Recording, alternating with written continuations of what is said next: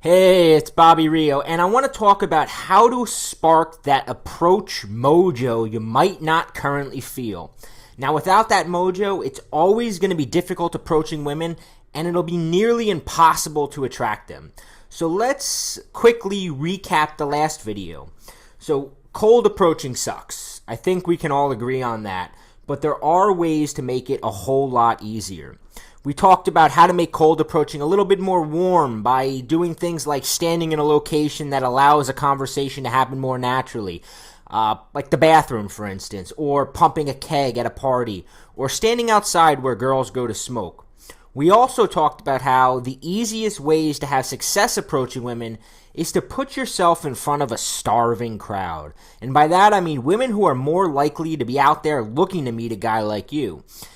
It could be something as specific as a singles event, like a cruise or speed dating, but it also involves developing an overall better strategy for anywhere you go. For instance, for those of you who like going to bars, I can tell you right now, weeknights, Tuesday, Wednesday, Thursday, are much better than weekends to find hungry girls. And Saturday is 10 times better than Friday for meeting women. Here's why. Saturday is generally boyfriend night. If you're in a relationship, it's pretty damn likely you'll be with your boyfriend on a Saturday night, probably going to the movies or out to dinner or spooning on a couch watching something off Netflix. So if a girl's at a bar on a Saturday, it's a pretty clear indication she doesn't have a boyfriend. And chances are she also went out Friday night too, which means only the super hungry available girls trek out to bars 2 nights in a row. And finally, we talked about another way to make it even easier to approach women, which is to start to recognize which girls are giving you the approach me signals. Approach me signals can be anything from a girl casually making her way closer to where you are. It can be something as blatant as continually catching her looking at you, only to quickly turn away. You have to be careful with that one, though. If you're the type of guy who stares at girls, even unconsciously, me and my friends actually call it the eye of the rapist. She might be looking at you in fear, so, you gotta learn to distinguish the signals. But seriously, when you can spot which girls are displaying an openness to talk to you, it makes cold approaching a lot easier and a lot more likely that you get her back to your bedroom. But finally, we talked about something else. We talked about how all the advantages in the world, good location, good lines, interested girls, all these advantages don't mean a thing if your mind is working against you when it comes time to approach women. And if you're like most guys, then I bet you have definitely felt the sensation of your mind working against you. Your mind will always find reasons not to approach, whether it keeps reminding you that you don't know what to say, or that the conversation's going to stall out, or that she probably has a boyfriend, or that she seems busy, or that you're tired, or that you're just not feeling it today. Your mind's never short on excuses not to approach. That fucker can be relentless too, no matter how much you try to fight it. Have you ever experienced any of those excuses? Nod your head yes, because I know you have. We all have. Let me ask you something. Did you ever get the feeling that you're missing your mojo around women?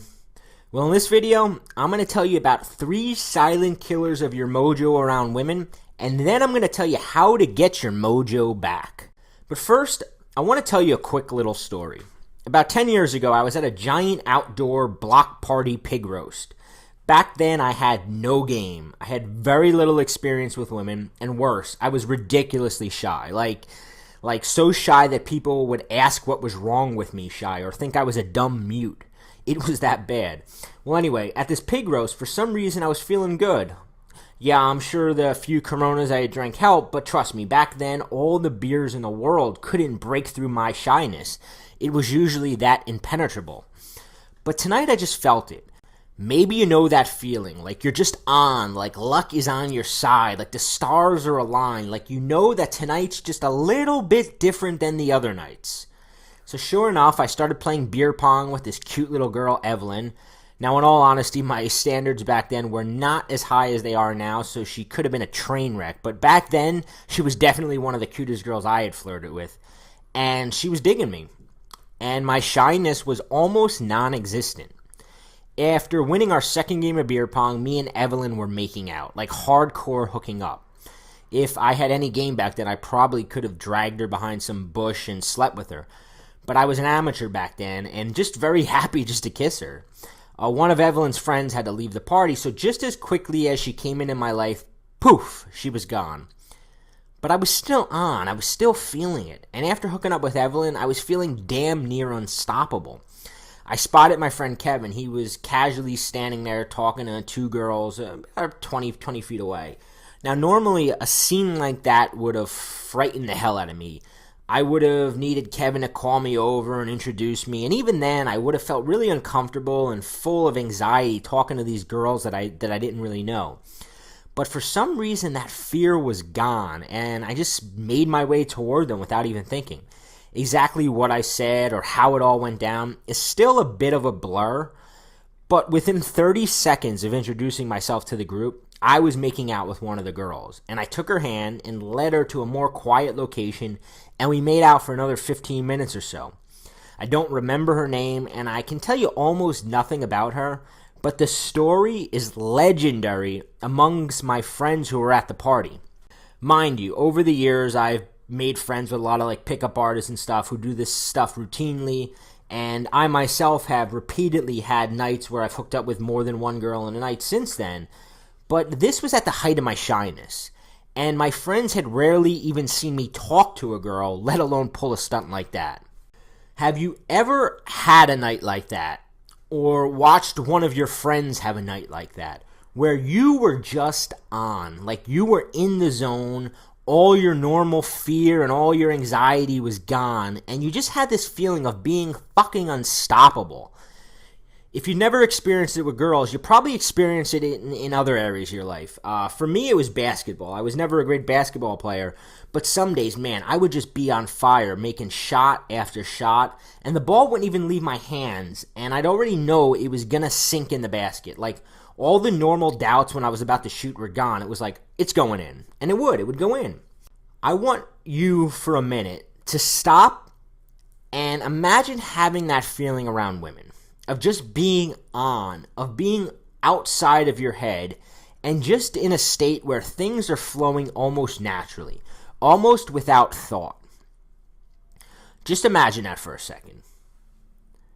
That's sort of what that night at the pig roast was for me. It was like all the doubt, all that second guessing had left my mind, and I was just completely natural, just completely myself.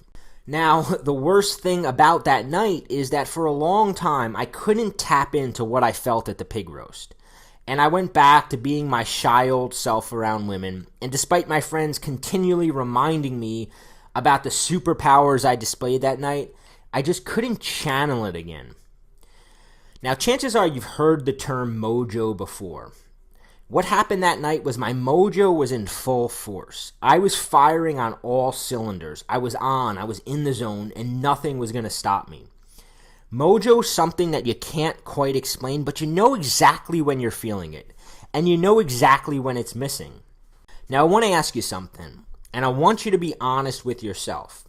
On a scale of 1 to 10, where would you rank your daily mojo around women? Let's say 1 is you avoid being around women completely because you feel so inferior and so much anxiety that you just don't even want to be around them. And let's say 10 is you ooze so much charisma that girls are practically throwing their panties at you. How much mojo do you feel on an average day? 3, 4, 5, 6 if you're super lucky? Now, think of someone you know who's operating at a 7, 8, or 9. They make it look easy, don't they? They don't think about what they have to say to a girl. They never worry if a girl might be busy. The thought that she might not want to talk to you wouldn't even cross your mind. Even if she's around other guys, you always kind of think that you're the better choice. So nothing intimidates you. Every line you say is perfect, not because it was tested or planned, but because of the exact opposite, because everything you're saying is coming out completely natural, completely free of analyzation, and it's being said with complete confidence. That, my friend, is mojo. Have you ever heard the term setting yourself up for failure? Chances are that you're doing just a handful of things that are killing your mojo around women, and by doing them, you're actually setting yourself up for failure. Let's talk about 3 of the silent killers of your mojo around women. The first thing I want to talk about, and the first killer of your mojo around women, is something that I refer to as the James Bond complex. Did you ever watch James Bond seduce a woman? It's nearly friggin' perfect. It's pretty much flawless. Like, everything he says comes out super smooth, and the woman basically falls into bed with him. She's basically powerless against his charm. Unfortunately, that is not real life. My buddy Rob Judge likes to say that pickup is messy. What does he mean by that? He means if you sit back and watch a successful pickup, if you're sitting in a bar and you're overhearing a conversation of a pickup that's going to end with the guy getting laid, it probably doesn't look remotely like a James Bond pickup. In fact, it looks pretty damn ugly. And if you're sitting there watching, you're probably thinking, he's never going to get her. But he does. Why? Because the bar's not nearly as high as you think. You can stumble. You can say a few stupid things. You can appear a little nervous. Even accidentally spit when you talk and still get the girl. Yup, I actually hooked up with a girl after approaching her and I drunkenly spitting in her face as I talked. She actually stopped talking and wiped the spit off her face. And within an hour or so later was hooking up with me. Women are very forgiving.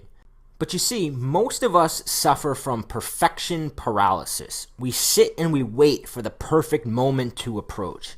We try to think of the perfect line. We have this image that we're supposed to look like James Bond approaching her and stealthily seducing her within seconds. Let me tell you the biggest reason why this kills your mojo. Because it takes all the freaking fun out of it. You're creating a standard for yourself that you can't possibly live up to. Let's face it, neither one of us are James Bond, and we never will be. But the great thing is, we don't have to be. In fact, it can actually hurt you to be super smooth.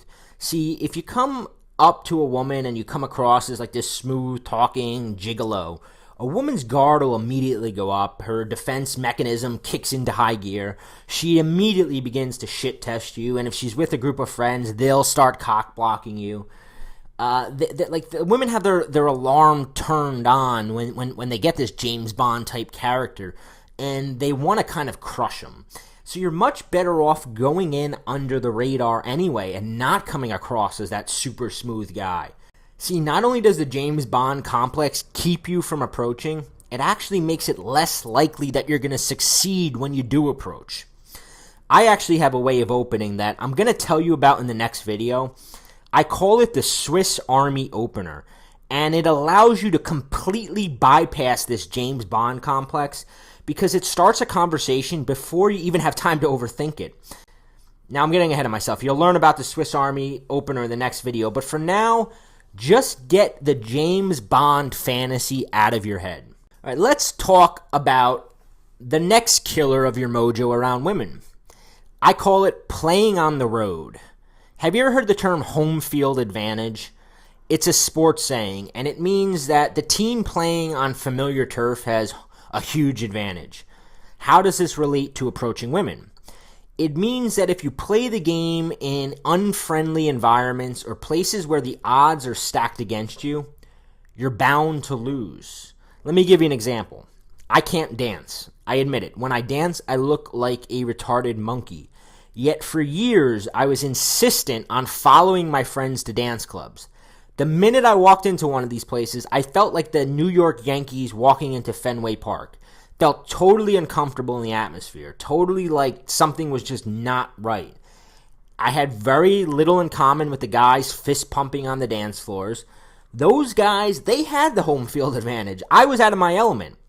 Plus, I had an underlying dread that a woman was going to ask me to dance, and my insane lack of coordination and rhythm would be exposed to the entire place. Needless to say, I hardly ever approached a woman in those kind of places, and the few approaches that I did make, they were almost never successful. You got to play to your strengths. Don't play to your weaknesses. My friend Phil taught me this years ago. I asked him if he wanted to go in on a beach house with me for the summer. Now, Phil's on the chubby side, and he says to me, a guy like me, I'm at a disadvantage trying to pick up girls at a beach. I'm fat, I'm out of shape, and I look at these guys with six-pack abs and my confidence goes down the toilet. I'm more of a ski house kind of guy. Put me at a ski resort, and I'll have a bunch of ski bunnies taking a late-night dip in the hot tub. Now, Phil always had himself a hot girl because he knew the environment that he excelled at. And he wasn't afraid to turn down invitations to places he knew he'd be playing against the odds. What I want to drill into your head is that you want to play the game in environments where you can shine. You want to play the game in places where you're comfortable. And you want to learn how to create home field advantage. Yup, you can actually create home field advantage anywhere you go. Let me ask you something. Have you ever hosted a party, like had a house party at your house, or you were just the host of the party? If you have, you probably realize that when you're the host of the party, you feel like the belle of the ball, and your mojo is sky high. You got ultimate home field advantage, and it's easy as hell to hook up. I mean, I've had parties where multiple girls in one night, and it's like they come up to you just dying to get with you. Here's the thing, though. You can actually manufacture that same exact feeling no matter where you go. I'll tell you more about that in the next video. But for now, I want to talk about the final killer of your mojo around women. I call it the totem pole. Let me explain. We all have sort of a mental idea of where we stand on the social totem pole. Of course, we all tend to add a few points to our own score, but in our minds, we unconsciously see ourselves as being somewhere on a scale of 1 to 10. And I'm not just talking about looks. I'm talking about the whole shebang. Looks, popularity, sexual experience, and so on. We also quickly size up where someone else fits in on the totem pole. When we meet another guy, we immediately sort of size ourselves up against him of who's higher on the totem pole. And we do this with women. Whenever we meet a woman, we quickly try to figure out where she is with us on the totem pole. And even though we're not consciously assigning them a number, trust me, we're giving them one. Now, here's something else you might not know. The motivation to do something requires two things: a strong desire and a belief that you can actually do it. Without those two things, mojo and motivation are non-existent. So with that in mind, let's go back to this idea of the totem pole. When we're out, if we're approaching girls that we know we can have because they're way lower than us on the totem pole, or we're approaching girls that we think are out of our league because they're higher than us on a totem pole, our mojo evaporates. And we have no motivation to even give it a shot. Have you ever felt like when you're talking to a fat girl or an ugly girl, you have no game? That's because you had no desire for her, and your mojo was in the toilet. So in order to put your mojo back into full effect, you got to have two things: a strong desire and a belief that you can do it.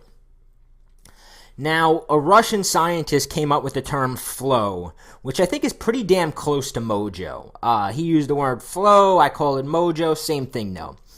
And based on his research, he concluded that the point of maximum mojo is when the challenge and the skill level are intertwined. So if you look at this chart I have on this screen, you can see that if the challenge and your skill level are too low, there's apathy. If your skill is too high and the challenge is too low, then there's boredom. But on the other hand, if the challenge is too high and your skill is too low, then you have anxiety. So let's put this in simpler terms. If you got very low skills with women, then a woman you see as too hard of a challenge is going to produce anxiety instead of mojo, and your game will be off. Or if you go for a girl who's too easy and too little of a challenge and too low on the totem pole, it's going to produce boredom and apathy instead of mojo, and once again, your game will be off. So with that being said, we have our highest level of mojo when we go for a girl we see as a challenge that we have a shot at winning. So, if we see ourselves as a 5 on the totem pole, then the best girl for us to go for would be a 6 or a 7 on the totem pole. Any lower than that will be unmotivated, and any higher than that will feel too much anxiety. Okay, I know what you're thinking. You're thinking that I'm telling you that you can never go for really hot girls because they're too high on the totem pole. Wrong. As you increase your skill, you can increase your challenge and you can go higher and higher on that totem pole. Now, the James Bond complex, playing on the road, and the totem pole are the chains that have kept you from approaching women. It's time to break free of these chains. The good news is that this problem, it's not nearly as hard to fix as you imagine. I speak from experience. There was a time when I thought that I was different and that I wasn't just not capable of overcoming this area of my life. But I was able to finally fix it. Tomorrow, I'm going to be sending you a video that shows you exactly how I did it. I'm going to show you how to rapidly ramp up your skill so that your game is always on. And I'm going to show you how to skyrocket your approach mojo and go out there and seduce the woman you really want. So look out for the video tomorrow. You do not want to miss it.